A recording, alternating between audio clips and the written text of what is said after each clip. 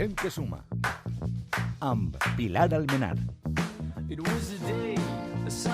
La vida als barris ha canviat molt respecte de com eren les últimes dècades. Els carrers cada vegada són menys acollidors per establir relacions socials i sembla que a poc van perdent-se les anècdotes i amb elles també l'essència de poble que tenen determinades zones dins de les grans ciutats. I avui Pilar Almenar ens porta un projecte que pretén revertir precisament tot això, que acosta diferents generacions d'un mateix barri i que recupera històries d'ixes, podríem dir, de sempre, del veïnat transformant-les en poemes o fins i tot en cançons. Avui en Gent que suma, mitologies de barri.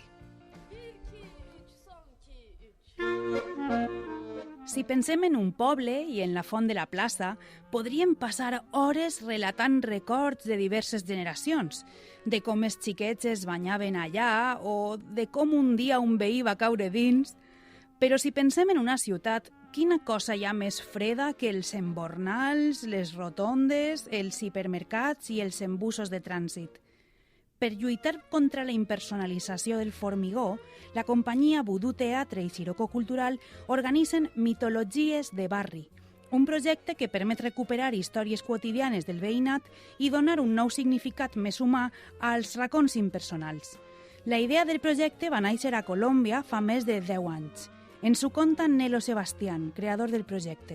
Fuimos a un poblado muy pequeñito. Nos habíamos dado cuenta de que estas personas en general no salían nunca de este pueblo porque estaban muy aislados. Entonces nos planteamos la idea de cómo los recorridos que, por ejemplo, los niños hacían de su casa al colegio todos los días o de su casa a casa del vecino, que serían los mismos recorridos continuamente, cómo poder hacer para transformar el espacio, resignificarlo y que a lo mejor lugares que antes no tenían tanta importancia o podrían ser anecdóticos, pues de repente cobraran mucha relevancia y se fueran transmitiendo incluso de generación en generación. Amb el temps, Nelo torna a València i va decidir replicar el projecte així. Un dels primers llocs sigue el barri de Saidia. Primero hicimos un contacto con todo el mundo. La asociación de vecinos, el centro de juventud, pequeños comercios. Intentamos ir a la esencia de buscar primero dónde estaban los puntos así más mágicos de este barrio. Este proyecto en Saidia lo hicimos con el Centre de Joventut y con la asociación de vecinos de Morvedre, de aquí de Saidia. Tot va començar amb tallers per recuperar històries on la realitat i la ficció s'entrellacen. Como nadie podía darle un café rápido, sí, pues vino un superhéroe extraño. Vale. Un dels participants sigue Toni Vergara, membre de l'Associació de Veïns. El taller és molt senzill. Les persones deien coses que recordaven que foren interessants. Pues, no sé, on se feia el ball, on se feia el cinema, que n'hi havia 2 cinemes en el barri. Estem parlant dels anys 50 i 60. I anècdotes que els passaven a ells, que els han passat a ells.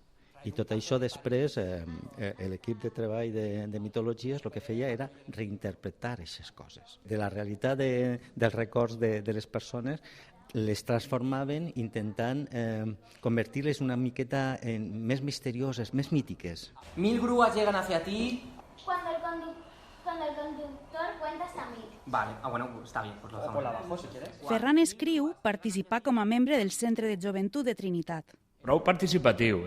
Cadascú es posava una història que havia sentit nomenat i entre tots i totes, pues, a mi se m'acudís això, a mi m'arriben allò, a mi se m'acudís... I entre totes farem la història i la cançó, i les cançons diferents.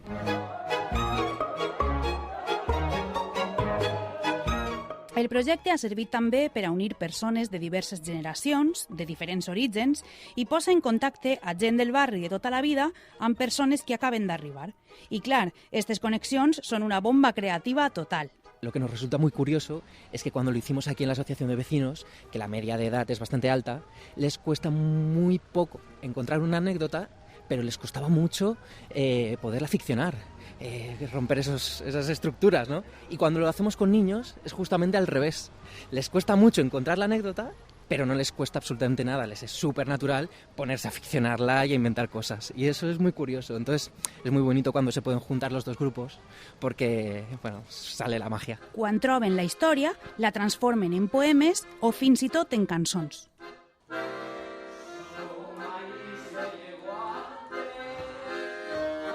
como en esta ocasión teníamos poquito tiempo, nos dedicamos sobre todo a que el formato fueran poemas y, cuando dio tiempo, canciones. Por eso el acordeón ha jugado un papel muy importante, porque en el mismo momento hemos creado las letras de las canciones, las hemos cantado entre todos y las tienen ellos guardadas, de modo que ya se saben las letras, los estribillos, las canciones, y era una manera mucho más eficiente de que realmente no se quede en el papel esto de transformar anécdotas en leyendas.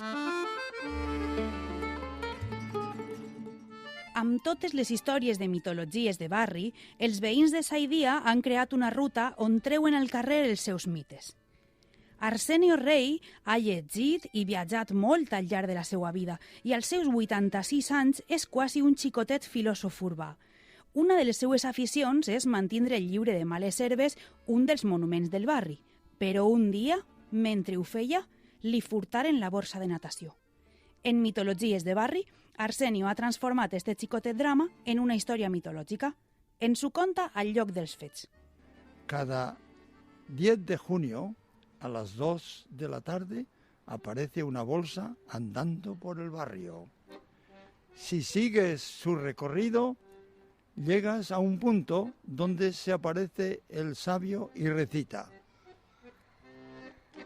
si una bolsa ves andar, el sabio verás detrás. Un sabio trotamundos vagaba por Saidia. El 10 de junio las malas hierbas crecían.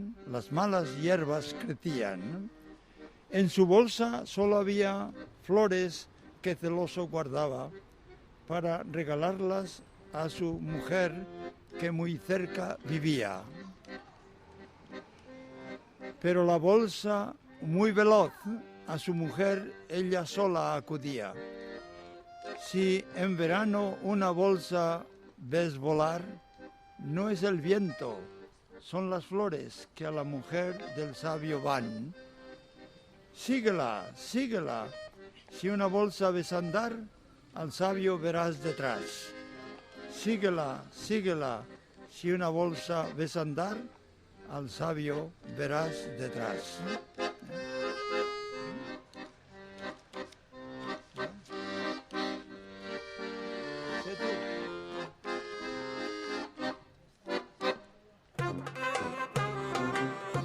Aquestes històries han fet que alguns veïns del barri ja no vegin el carrer igual. Toni i Ferran ens expliquen per què els sembla important este projecte. Perquè, primer, és una forma de recuperar coses del barri, anècdotes que se perdran. I en l'associació hi ha moltes persones majors, que són les que tenen aquestes anècdotes i aquests records. I la segona, que és una forma de fer el barri. Ixa identitat, ixa sentir-se del poble i sentir-se volgut és diferent a un edifici de 20 plantes on viuen 2.000 persones que no coneixes ni el de la porta del costat ni... Jo crec que tenim que recuperar el carrer. Crec que és nostre. Per a Arsenio, allò important seria que les històries perduraren en el temps. De aquí al año 3000, fíjate tú lo que pasará, ¿no? Que esto sería interesantísimo como documento histórico de cómo era la Valencia del 2020, ¿no?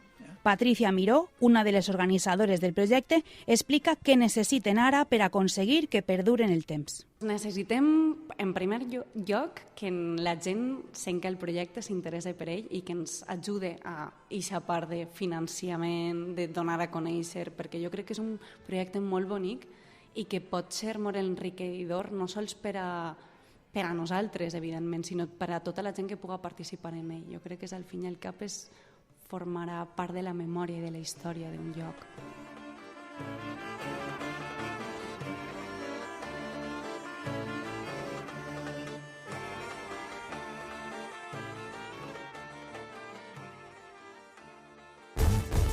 A punt, la ràdio pública.